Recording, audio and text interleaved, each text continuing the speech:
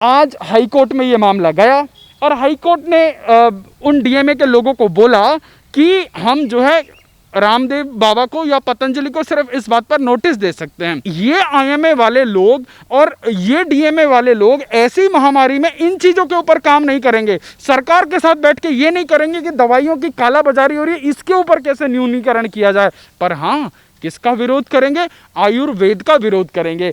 आयुर्वेद का विरोध यूं करेंगे क्योंकि ये कहीं ना कहीं सनातन धर्म का विरोध है। मोदी का विरोध क्यों करेंगे? मोदी का विरोध करते करते देश का विरोध करेंगे। योगी का विरोध करते करते हिंदुत्व का विरोध करेंगे, क्योंकि इस देश के अंदर एक फैशन हो गया है कि आज अगर सरकार इनके मन मुताबिक ना चले या इनके मन मुताबिक जो है तमाम देश के और मंत्रालय काम ना करें तो मुंह उठाकर हाई कोर्ट चले जाएंगे। फिर उसके बाद देखिए कोर्ट का समय जाया कैसे होता है। कोर्ट का समय ऐसे जाया होता है, आज देश की तमाम जो है सब डिविजनल कोर्ट से लेकर सुप्रीम कोर्ट तक करोड़ों मुकदमे लंबित पड़े हैं, पर आपको ऐसे ऐसे मुकदमे मिल जाएंगे, आप अपना सर खुजाने लग जाएंगे कि ऐसे मुद्दों को सुना भी क्यों जाता है। डीएमए और पतंजलि में जिस तरीके से विवाद दिन पर दिन बढ़ता जा रहा है, तो अब ये विवाद अब हाई कोर्ट में पहुंच चुका है और हाई कोर्ट में जो याचिका लगाई गई थी कोरोनिल पर रोक लगाने के लिए, पर आज हाई कोर्ट ने इनकार कर दिया है कोरोनिल पर रोक लगाने के लिए।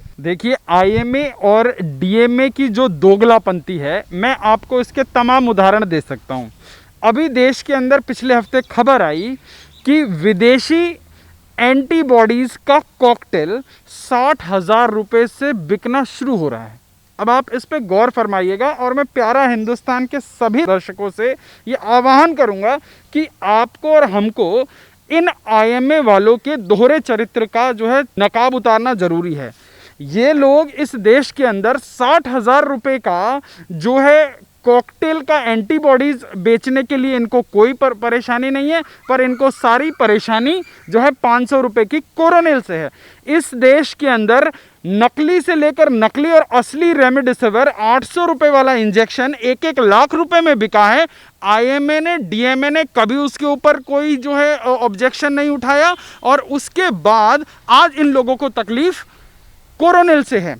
अभी ये ब्लैक फंगस नाम की बीमारी आई है, उसका एक इंजेक्शन लगता है। बताया जा रहा है कि उसका एक इंजेक्शन 25,000 से 30,000 रुपये मार्केट में बिक रहा है, दिल्ली के रिटेल मार्केट में बिक रहा है। और बताया जाता है कि एक पेशेंट को उसके 90 इंजेक्शन लगाने पड़ते हैं। आप सोचिए, एक आम आदमी जो मुश्किल से महीने का 20-25 हज़ार रुपये कमाता होगा और इस लॉकडाउन में तो तमाम लोगों के रोजगार के धंधे बंद हो गए, तो जहाँ पर जो विषय उठाने वाला है वहाँ पर ये लोग वो विषय कभी नहीं उठाएंगे, क्योंकि ये जो तमाम काला बाजारी का नेक्सस है, इनको इनमें से कमीशन आता है।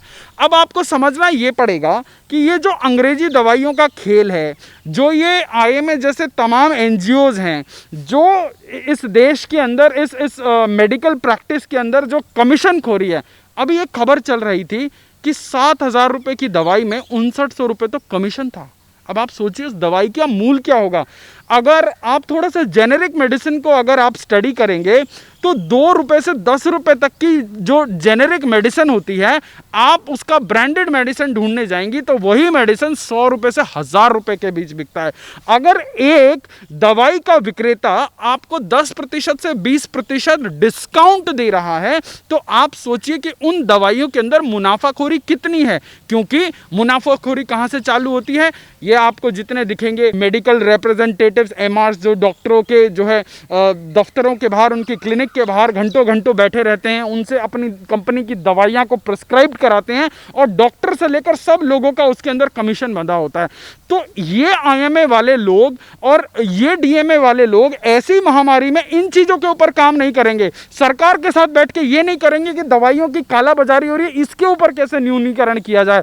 पर हाँ, किसका विरोध करेंगे? आयुर्वेद का विरोध करेंगे। आयुर्वेद का विरोध यूं करेंगे क्योंकि ये कहीं ना कहीं सनातन धर्म का विरोध है। मोदी का विरोध क्यों करेंगे? मोदी का विरोध करते करते देश का विरोध करेंगे। योगी का विरोध करते करते हिंदुत्व का विरोध करेंगे, क्योंकि इस देश के अंदर एक फैशन हो गया है कि आज अगर सरकार कि सरकार इनके मन मुताबिक ना चले या इनके मन मुताबिक जो है तमाम देश के और मंत्रालय काम ना करें तो मुंह उठाकर हाई कोर्ट चले जाएंगे। फिर उसके बाद देखिए कोर्ट का समय जाया कैसे होता है। कोर्ट का समय ऐसे जाया होता है, आज देश की तमाम जो है सब डिविजनल कोर्ट से लेकर सुप्रीम कोर्ट तक करोड़ों मुकदमे लंबित पड़े हैं, पर आपको ऐसे ऐसे मुकदमे मिल जाएंगे, आप अपना सर खुजाने लग जाएंगे कि ऐसे मुद्दों को सुना भी क्यों जाता है। आज हाई कोर्ट में ये मामला गया और हाई कोर्ट ने उन डीएमए के लोगों को बोला कि हम जो है रामदेव बाबा को या पतंजलि को सिर्फ इस बात पर नोटिस दे सकते हैं। अब मेरा सवाल आईएमए और डीएमए के उन बेशर्म लोगों से है कि जो लोग क्रॉम्पटन के बल्ब को कोरोना वायरस फ्री का सर्टिफिकेट देते हैं, मार्केट में बिक रहा है, आईएमए सर्टिफाइड फलानी कंपनी का एलईडी बल्ब बिक रहा है, वो कहता है कि हम 85% जो है इस बल्ब को लगाने से कोरोना वायरस कम हो जाता है।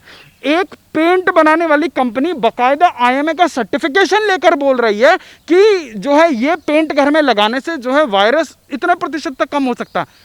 इसके ऊपर आईएमए वाले सफाई भी नहीं देंगे और इसके ऊपर कोई इनके खिलाफ कोर्ट भी नहीं जाएगा। पर रामदेव बाबा ने एक इम्यूनिटी बूस्टर के नाम पर जो उन्होंने दवाई बनाई है, और ये हमारे सनातन धर्म में है, आप उठाकर देख लीजिए, गिलोय से लेकर अश्वगंधा और वो तमाम जो जड़ी बूटियों का प्रयोग हुआ है वो कहीं ना कहीं रोग प्रतिरोधक का काम करती हैं, आपकी इम्यूनिटी को बढ़ाती हैं और इस प्रकार के वायरस से लड़ने के लिए आपके शरीर को जो है बल प्रदान करती हैं। और जो मोटा एलोपैथी और आयुर्वेद में जो भिन्नता है कि आयुर्वेद कहता है कि मैं तुम्हें आरोग्य दूंगा और एलोपैथ क्या कहता है कि तुम बीमार हो जाओ उसके बाद मैं तुम्हें ठीक करूंगा।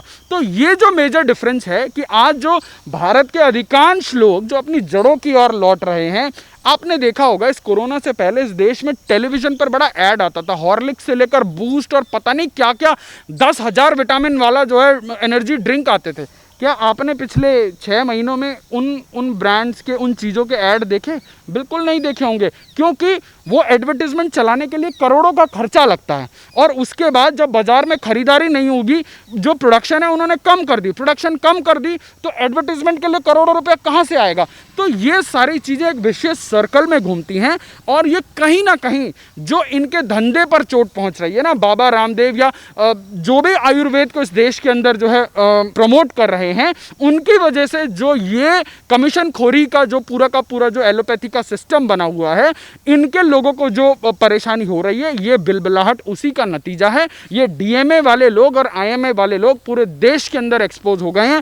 जो इन लोगों को अपनी जिम्मेवारी निभानी चाहिए थी इस जो है कोरोना काल में, ये लोग उस जिम्मेवारी को नहीं निभा पाए। जिम्मेदारी को लेकर भी आज हाईकोर्ट ने कहा और हाईकोर्ट ने कहा है कि इस तरीके की जो विवाद चल रहा था, इन सारी चीज़ों को लेकर कोर्ट में नहीं लेकर आना चाहिए था और डीएमए को भी फटकार लगाते हुए हाईकोर्ट ने कहा कि इन सारी चीज़ों को, विवादों को बढ़ाने से अच्छा है कि जो संकट हमारे देश में कोरोना को लेकर है, इसको सुझाव के लिए या फिर इनसे निपटने के लिए रास्ते ढूंढें। देखिए, जब बाबा रामदेव आयुर्वेद की बात करते हैं तब इस देश के तमाम सूडो साइंटिस्ट लोगों ने बाबा रामदेव का जो है मजाक उड़ाया, इस देश में आयुर्वेद का मजाक उड़ाया। इस देश में मैं आपको उदाहरण के तौर पर तमाम वो दंत मंजन वाली जो है कंपनियों का उदाहरण दूंगा जो इस देश में आयुर्वेद का मजाक उड़ाती थी, जो है आपके देश के जो पद्धतियां हैं उनका मजाक उड़ाती थी, जो नीम दातुन का मजाक उड़ाती थी। आज वही कंपनियां वेद शक्ति के नाम से जो है दातुन बेच रही हैं, क्योंकि उनको लगा कि भैया दंत कांति ने जो है 3,000 करोड़ का जो मार्केट ले लिया। देखो, मार्केट तो वही है, बस ये है कि मार्केट का शेयर शिफ्ट हो गया कि पहले आप लोगों का एक अधिकार था कॉलगेट और पेप्सोडेंट जैसी कंपनी का, और आज बाबा रामदेव ने जो आयुर्वेद की अलख जगाई तो लोग आयुर्वेद की तरफ मुड़ रहे हैं। जब धंधे पे बात आती है तो आप अपने उसूल बदलने लग जाते हैं। कल तक आप ये जो हमारी पुरानी पद्धति है कि भैया सरसों के तेल में नमक लगाकर जो है दातुन करने की प्रक्रिया होती थी, कोयले से दांत मांजने की प्रक्रिया होती थी, आज वही लोग जो है चारकोल वाला कोलगेट लॉन्च कर रहे हैं। तो ये सारी चीज़ें इन लोगों के दोहरे चरित्र की ओर इंगित करती हैं कि किस प्रकार से आज जब पूरा विश्व एक ऐसी महामारी से लड़ रहा है, B it allopathy, B it homeopathy, B it naturopathy, B it Ayurvedic, हम सबको कहीं ना कहीं बैठकर एक कॉमन कंसल्टेशन में आना चाहिए था, कॉमन रिसर्च करना चाहिए था, ना कि एक दूसरे को पुल डाउन करना चाहिए था। जब इतने वर्षों से आयुर्वेद का मजाक बनाया गया, बाबा रामदेव का जो है, बाबा रामदेव तो शुरू से ही टारगेट में है। आप देखिए पतंजलि का कितना बड़ा इतिहास है। पतंजलि रिसर्च सेंटर ने ऑन डॉक्यूमेंट कई हजार लोगों को कैंसर जैसी जो है बीमारी से बाहर निकाला, और उसकी तमाम केस स्टडीज हैं। उन्होंने जितने भी ये मधुमेह के टाइप 1 टाइप 2 के रोगी हैं, हजारों लाखों लोगों को उस चीज से निकाला। करोड़ों परिवार के घर घर में जो है उन्होंने योगा को पहुंचाने का काम किया है और आरोग्य देने का काम किया है। तो ऐसी महामारी में आवश्यकता थी कि ये तमाम लोग, एलोपैथी से लेकर होम्योपैथी के लोग, सब साथ में बैठते, इस चीज को डिस्कस करते। पर बाबा रामदेव जब अपनी कोरोनिल पर काम कर रहे थे, बाकायदा उसके पीछे क्लिनिकल रिसर्च हैं, और इतना कुछ होते हुए भी इन्हीं एसी कमरे में बैठकर जो है बड़ी बड़ी बात हाँकने वाले, आपने देखा वो एक डॉक्टर जयकांत, पता नहीं क्या ले करके डॉक्टर था, उसकी उम्र और बाबा रामदेव की उम्र में कोई 1-2 साल का ही फर्क होगा, पर उसके शरीर की चर्बी उसके चेहरे पर तेज और बाबा के चेहरे पर तेज। उस सो कॉल डॉक्टर ने अपनी आंखों में इतने मोटे नंबर का चश्मा लगा रखा है, और मुझे लगता है कि वो भी सुबह शाम योगा करता होगा। और उसके बाद इतना बंदा वो फ्रस्ट्रेटेड था, कम से कम उस भगवा वस्त्र का तो आप जो है थोड़ा सम्मान करते, पर आप एजेंडा चलाने वाले लोग हैं। जब आपके धंधे पर मार पड़ रही है तो आप क्या, आपने जब जिस पद्धति का कभी आपने सम्मान नहीं किया, तो आप बाबा रामदेव के तो आप दुश्मन हैं। आज इस देश के अंदर एक बहुत बड़ी विडंबना है कि जो अच्छा काम कर रहा है उसको प्रमोट नहीं किया जाएगा, उसको जो है उस चीज़ के लिए अप्रिशिएट नहीं किया जाएगा, बट हाँ उसको पुल डाउन किया जाएगा। क्यों? हमारी फितरत ही ऐसी है। हमारे देश में कुछ भी हो जाए, जब तक गोरी चमड़ी वाले लोग उसको ऑथेंटिकेट नहीं करेंगे, तब तक हमारे देश के लोग मानेंगे नहीं। अब आप सोचिए, इस देश में वैक्सीन बनी, इस देश की सरकार ने जो है ऐसा माहौल बनाया कि इस देश के साइंटिस्ट लोगों ने जो है इंडिजिनियस 2-2 वैक्सीन बनाई। इसी देश के कुछ धूर्त बुद्धि के राजनेताओं ने उसको भाजपा की वैक्सीन कहकर प्रचारित किया। आईएमए तो उनके खिलाफ नहीं खड़ा हुआ, आईएमए ने जाके उनके खिलाफ जो है जाकर 1000 करोड़ का मानहानि का दावा नहीं किया, पर हमेशा ये सनातन पद्धति और आयुर्वेद ही क्यों जो है इन लोगों के टारगेट में आती है? क्योंकि ये इनके धंधे का जो विस्तार है उसके बीच में कहीं ना कहीं जो है रोड़े के रूप में आती है, इसलिए ये हमेशा टारगेट। धन्यवाद सर।